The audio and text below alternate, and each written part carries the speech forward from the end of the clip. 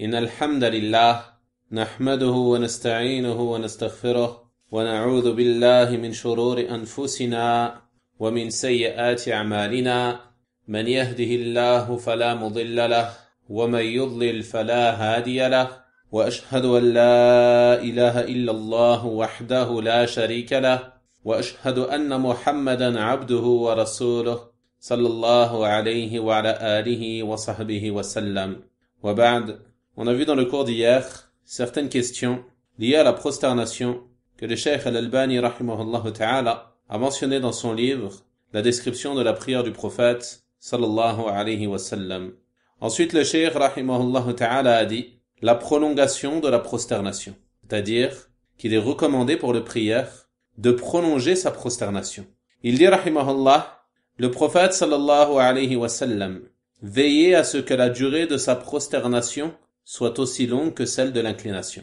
Donc comme on l'a vu, lorsque le prophète sallallahu alayhi wa sallam priait, il faisait en sorte que son inclination, la position debout après l'inclination, les prosternations et l'assise entre les deux prosternations soient toutes de durée approximativement égale. Et ce, de façon proportionnelle au temps qu'il était resté debout à réciter le Coran. Ensuite il dit rahimahullah, parfois il a prolongé la prosternation de manière exagérée à cause d'un empêchement. Comme l'a rapporté un des compagnons radiyallahu ta'ala anhum, le prophète sallallahu alayhi wa sallam vint à nous à l'heure de l'une des deux prières de l'après-midi, al-Dhuhr ou al-Asr, portant Hassan ou Hussein, donc un de ses petits-fils. Il s'avança et posa l'enfant à côté de son pied droit. On voit à travers cela, comme on l'a déjà mentionné dans un cours précédent, la permission d'emmener un enfant en bas âge à la mosquée. Puis il fit le takbir et commença la prière. Il accomplit en pleine prière une longue prosternation. Il, c'est-à-dire le compagnon radiyallahu ta'ala anhu, a dit, j'ai levé la tête. C'est-à-dire tellement que la prosternation était longue, il s'est demandé ce qu'il se passait. Alors il a levé sa tête. J'étais le seul à le faire parmi tous les gens présents. Et je vis l'enfant sur le dos du prophète sallallahu alayhi wa sallam qui était en prosternation. Je suis alors retourné en prosternation. Donc on voit à travers cela la permission pour celui qui est prosterné de lever un de ses membres en cas de besoin. On a vu dans le cours d'hier qu'il est obligatoire que la prosternation ait lieu sur 7 membres. Le front et le nez, les 2 mains, les 2 genoux et les extrémités des 2 pieds. Ceci est obligatoire, sinon la prosternation n'est pas valide. Toutefois, s'il y a un besoin à lever un de ses membres au cours de la prosternation, non pas tout le long de la prosternation, mais si, au cours de la prosternation, il y a un besoin semblable à ce qui est mentionné dans ce hadith, ou autre, alors il n'y a pas de mal à ce que le prieur lève un de ses membres le temps de ce besoin, puis le repose sur le sol par la suite. L'essentiel est qu'il soit resté suffisamment de temps avec ses 7 membres prosternés.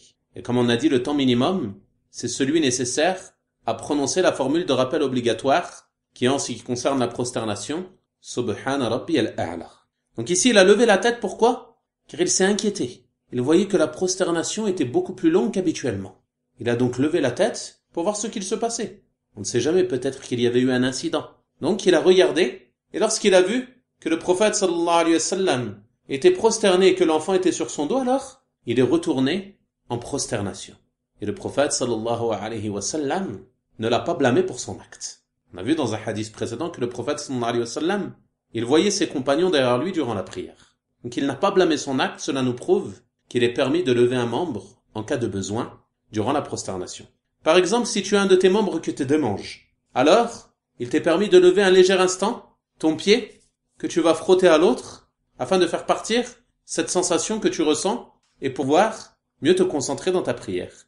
Ensuite il dit, lorsque le prophète sallallahu alayhi wa sallam acheva la prière, les gens lui dirent, ô prophète d'Allah, tu t'es prosterné durant ta prière longtemps à tel point que nous avons cru qu'il s'était passé quelque chose. C'est-à-dire ils ont pensé qu'il y avait eu un incident comme on l'a dit. Peut-être que le prophète sallallahu alayhi wa sallam aurait eu un malaise ou autre, donc ils se sont inquiétés. Nous avons cru qu'il s'était passé quelque chose ou que tu recevais la révélation. Il répondit sallallahu alayhi wa sallam, il ne s'est rien passé de ce que vous dites. Mais mon fils, donc il a mis petit entre parenthèses, le prophète sallallahu alayhi wa sallam, il dit mon fils. Et cela prouve qu'il est permis à l'homme de considérer ses petits-enfants comme ses enfants, de dire cela est mon fils, même si cela est son petit-fils car ils font partie de sa descendance. Il dit mais mon fils est monté sur mon dos, alors je n'ai pas voulu le hâter et j'ai attendu jusqu'à ce qu'il ait fini de faire ce dont il avait envie. Donc on voit à travers ce hadith la bienveillance du prophète sallallahu alayhi wa sallam envers les enfants ainsi que sa clémence. Aujourd'hui, imaginez-vous un imam de mosquée qui vient avec son enfant et l'enfant monte sur son dos durant la prière. Quelle serait sa réaction? Il se peut qu'il se fasse sévèrement disputer après la prière. Et même les fidèles seront grandement dérangés par cela. Alors que le prophète sallallahu alayhi wa sallam, qu'est-ce qu'il a fait? Il a été indulgent envers lui. Il l'a laissé sur son dos. Il a attendu qu'il termine, qu'il descende de lui-même, et il est resté durant ce temps en prosternation. Donc on voit à travers cela que s'il y a un besoin à rester prosterné, il est alors permis de prolonger la prosternation. Et pendant ce temps, tu t'occupes par les formules de rappel légiférées, comme on l'a vu dans le chapitre précédent, ou alors par des invocations, car la prosternation est le moment le plus propice pour invoquer Allah subhanahu wa ta'ala. Ensuite, il dit rahimahullah, et dans un autre hadith, le prophète sallallahu alayhi wa sallam priait, et lorsqu'il se prosterna, Al-Hassan et Al-Hussein, radiyallahu ta'ala anhuma, lui sautèrent sur le dos. Chaque fois que les gens voulaient les en empêcher, le prophète sallallahu alayhi wa sallam leur faisait signe de les laisser faire. Puis une fois la prière accomplie, il les fit asseoir dans son giron et il dit, celui qui m'aime, aime ces deux-là. Il serait mieux de dire, celui qui m'aime, alors qu'il aime ces deux-là. C'est-à-dire que le prophète sallallahu alayhi wa sallam a ordonné ceux qu'il aimait d'aimer ses petits-enfants, Al-Hassan et Al-Hussein, radiyallahu ta'ala anhuma.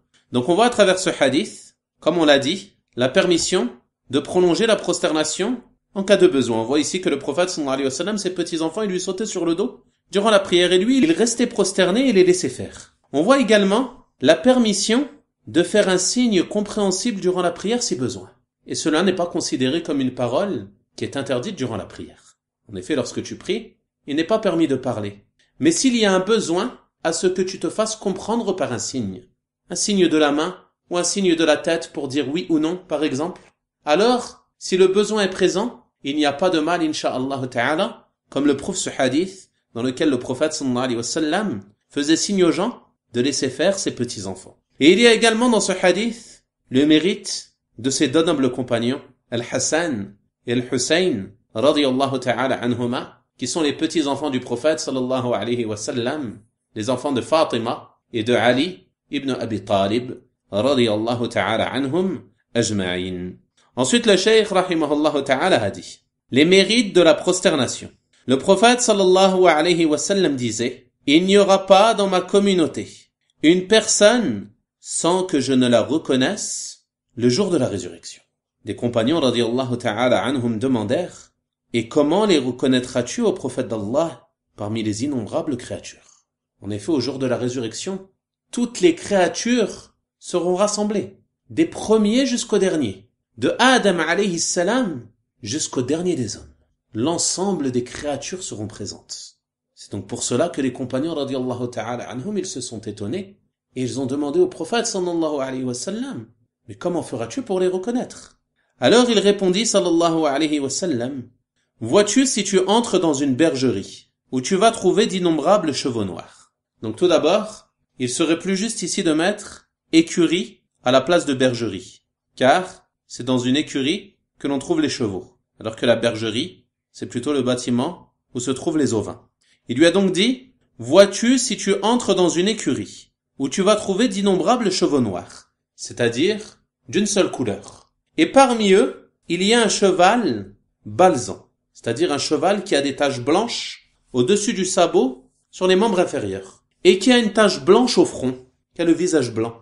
Ne le reconnaîtrais-tu pas? Il répondit si. Il dit alors, c'est-à-dire le prophète sallallahu alayhi wa sallam, les gens de ma communauté seront ce jour-là avec des taches blanches sur le front grâce aux prosternations et ils seront balsans grâce aux ablutions. C'est-à-dire qu'ils auront des traces sur le visage en raison de leur prosternation et des traces sur les membres inférieurs, sur les membres des ablutions. Donc tout d'abord, qu'est-ce qui est visé par ces taches sur le visage? Allah subhanahu wa ta'ala dit dans son noble livre, dans Surat Al-Fath, décrivant les croyants, Simahum fi wujuhihim min atharis sujud. Leurs visages sont marqués par la trace laissée par la prosternation. Donc quelle est cette trace?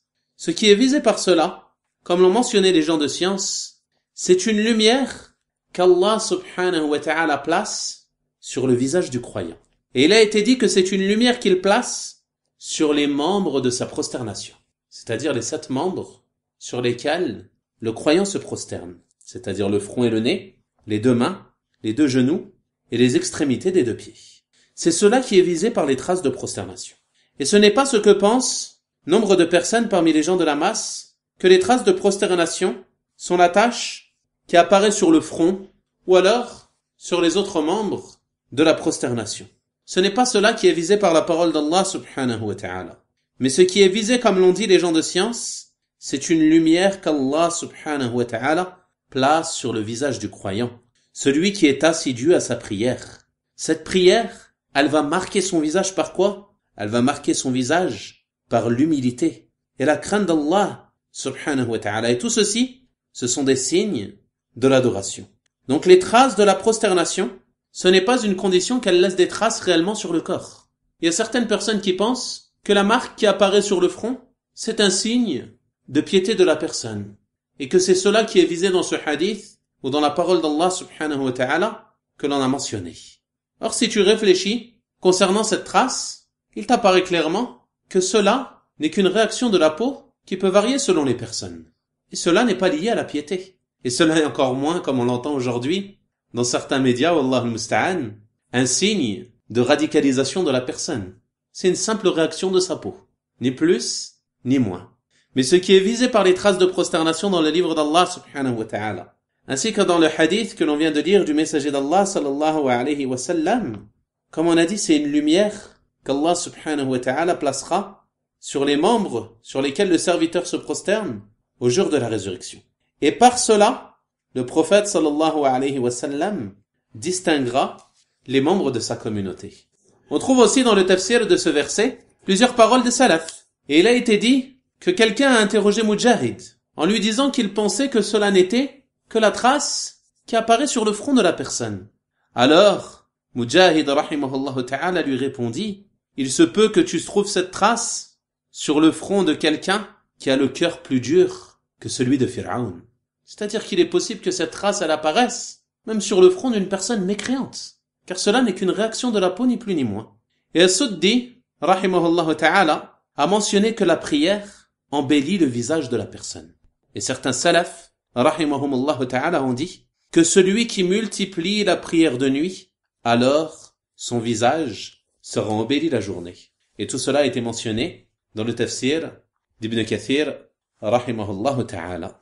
Ensuite le cheikh rahimahullah ta'ala a dit, et il disait, c'est-à-dire le prophète sallallahu alayhi wa sallam, lorsqu'Allah voudra accorder sa miséricorde à qui il veut parmi les gens de l'enfer, il ordonnera aux anges d'en faire sortir ceux qu'il adore, ceux qui adoraient Allah subhanahu wa ta'ala. Ils les feront alors sortir et ils les reconnaîtront grâce aux traces de prosternation, sachant qu'Allah a interdit au feu d'attaquer les traces de prosternation, et ils sortiront de l'enfer. Tout fils d'Adam sera brûlé par le feu, à part les emplacements des prosternations.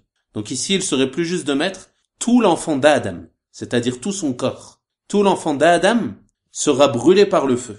Celui qui entre au feu, tout son corps sera brûlé par le feu, à part les emplacements des prosternations.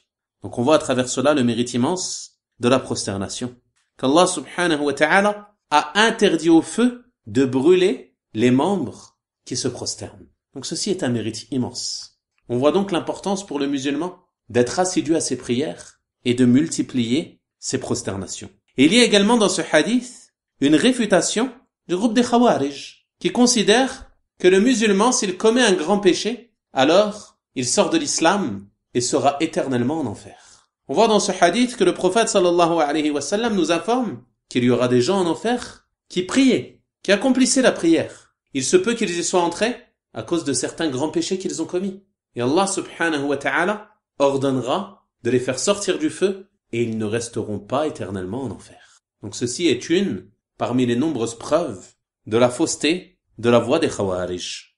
Ensuite, il dit, rahimahullah, le fait de se prosterner à même le sol est sur une natte. Donc, dans ce chapitre, le cheikh, rahimahullah ta'ala, nous démontre la légitimité de se prosterner à même le sol, ainsi que la légitimité de se prosterner sur une natte, sur un tapis ou autre. Il dit, rahimahullah, le prophète sallallahu alayhi wa sallam se prosternait souvent à même le sol. Il dit en note de bas de page, rahimahullah, en effet, la mosquée du prophète sallallahu alayhi wa sallam n'avait pas de tapis, c'est-à-dire que le sol n'était pas couvert de natte ou autre. Et ceci est prouvé par de très nombreux hadiths, et entre autres, le hadith qui suit celui-ci et le hadith d'Abu Saïd qui suivra. Donc bien souvent, le prophète sallallahu alayhi wa sallam se prosternait à même le sol.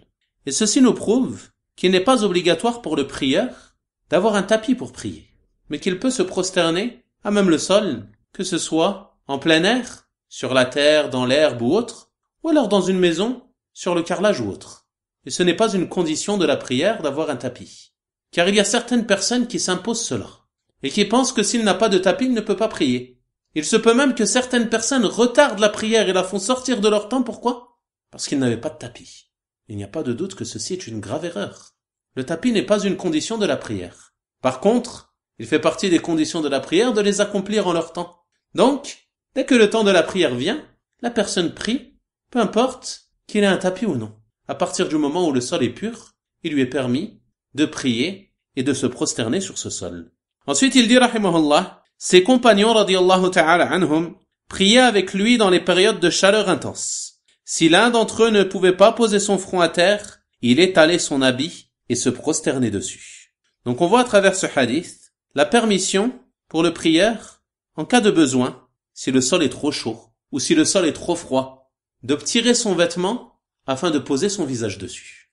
Il se peut parfois, dans certains endroits, que lorsque tu te prosternes, à cause de la chaleur, tu n'arrives pas à poser ton front. Alors dans ce cas-là, il est permis que tu tires une partie de ton vêtement, par exemple que tu remontes un morceau de ta veste, ou alors si tu as une routara, tu tires ta routara devant ton visage, afin de pouvoir bien stabiliser ton visage, c'est-à-dire ton front et ton nez, au sol. Et certains parmi les gens de science ont dit que ce hadith nous prouve que la base est qu'il ne faut pas le faire, car il l'a précisé ici pour nous montrer que cela est permis en cas de besoin. Mais la base est que la personne ne met pas son vêtement entre lui et le sol lorsqu'il se prosterne. Ensuite, il dit, rahimahullah, le prophète sallallahu alayhi wa sallam disait, toute la terre m'a été rendue à moi et ma communauté un moyen de me purifier. C'est-à-dire, par le tayammum, en cas de besoin, s'il n'y a pas d'eau. Donc toute la terre m'a été rendue à moi et ma communauté un moyen de me purifier et un lieu de prière. Cela nous prouve, comme on vient de le dire, que quel que soit l'endroit où la personne se trouve, si l'heure de la prière est entrée, alors il lui est légiféré de prier. À partir du moment où il n'y a pas de nuisance pour toi, et que l'endroit est pur, alors il est légiféré pour toi de prier. Et ceci fait partie des spécificités de la communauté du prophète, sallallahu alayhi wa sallam. Il dit ensuite, sallallahu alayhi wa sallam, donc où que se trouve un membre de ma communauté à l'heure de la prière, il trouvera sur place un lieu de prière et un moyen de se purifier. Ce nous prouve, comme on a dit, qu'il n'est pas légiféré de s'imposer un endroit particulier pour prier. Mais au contraire, la sunna, c'est que tu pries à l'endroit où tu te trouves. Lorsque vient le moment de prier, si tu es dehors sur la route et qu'il y a un endroit où tu peux t'arrêter pour prier, alors il est légiféré pour toi de t'arrêter et de prier. Il n'y a pas de gêne en cela. Ce n'est pas une condition que tu t'imposes de te rendre dans un musalla ou dans une mosquée s'ils sont loin de toi. Si tu ne fais pas partie de ceux pour qui la prière en commun est obligatoire, si tu es sur la route ou dans un endroit très éloigné de la mosquée. Ensuite, il dit, sallallahu alayhi wa sallam, les peuples qui m'ont précédé trouvaient cela très pénible, car ils ne priaient que dans leurs églises et leurs synagogues. Donc en ce qui concerne la traduction ici, vous pouvez mettre entre parenthèses, trouver cela très pénible. Mais il m'apparaît que ce qui est juste est de dire, les peuples qui m'ont précédé interdisaient cela, c'est-à-dire qu'ils considéraient leur prière en dehors des églises et des synagogues comme étant invalides. Donc on dira, les peuples qui m'ont précédé interdisaient cela, car ils ne priaient que dans leurs églises et leurs synagogues. Alors que la communauté de Muhammad sallallahu alayhi wa sallam a été facilitée, et Allah subhanahu wa ta'ala leur a légiféré de prier quel que soit l'endroit où il se trouve lorsque vient le moment de prière. À partir du moment, comme on a dit, où l'endroit est pur, que tu peux te prosterner, qu'il n'y a pas de nuisance pour toi, alors tu peux prier. Ensuite il dit, parfois il se prosternait même dans la boue et l'eau, comme ce fut le cas durant la prière de l'aube de la nuit du 21e jour du mois de Ramadan, alors qu'il avait plu et que l'eau avait transpercé le toit de la mosquée, construit en queue de feuilles de palmier. Le prophète sallallahu alayhi wa sallam se prosterna alors dans l'eau et la boue. Abu Sa'id al-Khudri radiyallahu ta'ala anhu a dit, j'ai vu de mes propres yeux le prophète d'Allah sallallahu alayhi wa sallam avec des traces d'eau et de boue sur son front et sur son nez. Donc ce hadith, il nous prouve la permission en cas de besoin de se prosterner dans l'eau et la boue. Par exemple, si tu as commencé à prier alors que tu es dehors et qu'il se met à pleuvoir pendant la prière, il se peut qu'il y ait de la terre devant toi qui devienne boueuse. Il est permis pour toi de continuer de prier. Et il n'y a pas de gêne en cela. La prière est valide, comme le démontre le texte de ce hadith. Et certains parmi les gens de science ont dit que cela ne veut pas dire que tu vas choisir cet endroit pour prier. Car ce qu'il apparaît du hadith, c'est que le prophète sallallahu alayhi wa sallam a commencé la prière, puis qu'il s'est mis à pleuvoir, et que l'eau a coulé, et que la terre est devenue boueuse. Il a donc continué de prier. Mais si tu as le choix, et que tu peux prier dans un autre endroit, alors il n'y a pas de doute que tu choisiras un autre lieu pour prier. Ensuite il dit rahimahullah, il priait parfois sur une khumra et sur une natte. Donc ce qui est visé par le khumra, comme on le voit dans le note de bas de page, c'est une étendue, une sorte de petit tapis sur laquelle l'homme pose son front pendant la prosternation, qu'elle soit faite de natte ou de tissu fait de feuilles de palmier ou de dattier ou toute autre plante. Donc c'est une sorte de petit tapis qui ne recouvre que l'endroit sur lequel la personne va se prosterner. Quant à la natte, c'est un grand tapis. Donc le prophète sallallahu alayhi wa sallam, il lui arrivait de prier sur l'un ou sur l'autre de temps à autre.